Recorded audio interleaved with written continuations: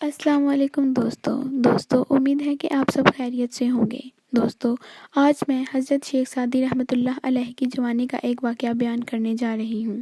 دوستو حضرت شیخ سعدی رحمۃ اللہ علیہ اپنی جوانی کا واقعہ بیان کرتے ہوئے فرماتے ہیں کہ جوانی کے دنوں میں ایک رات ہم کچھ دوست گپ شپ کر رہے تھے۔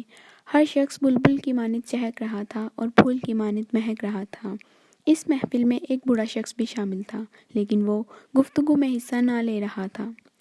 ایک نوجوان نے کہا، اے بڑے میاں، آپ کس سوچ میں گم ہیں؟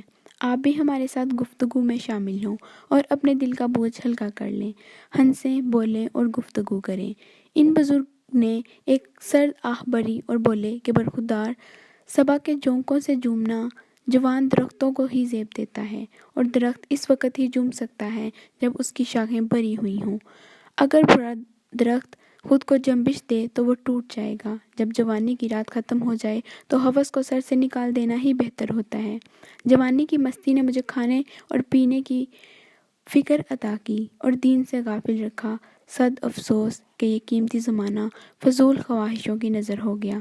میری حالت تو اس استاد کی سی ہے جس نے بصد افسوس اپنے شاگرد سے کہا کہ حسرت ہے کہ وقت ختم ہو گیا اور ابھی بہت سے کام باقی ہیں۔ دوستو حضرت شیخ سعدی رحمۃ اللہ علیہ اس حقائق میں بیان کرتے ہیں کہ انسان جب جوانی کے نشے میں سرشار ہوتا ہے تو وہ اللہ عز و جل کی عبادت سے غافل ہو جاتا ہے، اور پھر بڑھاپے میں جب اس کی صحت جواب دے جاتی ہے تو پھر وہ افسوس کرتا ہے کہ کاش وہ زمانہ لوٹ آئے اور اس نے غفلت میں جو وقت ضائع کیا اسے اللہ عز و جل کی یاد میں بسر کر سکے۔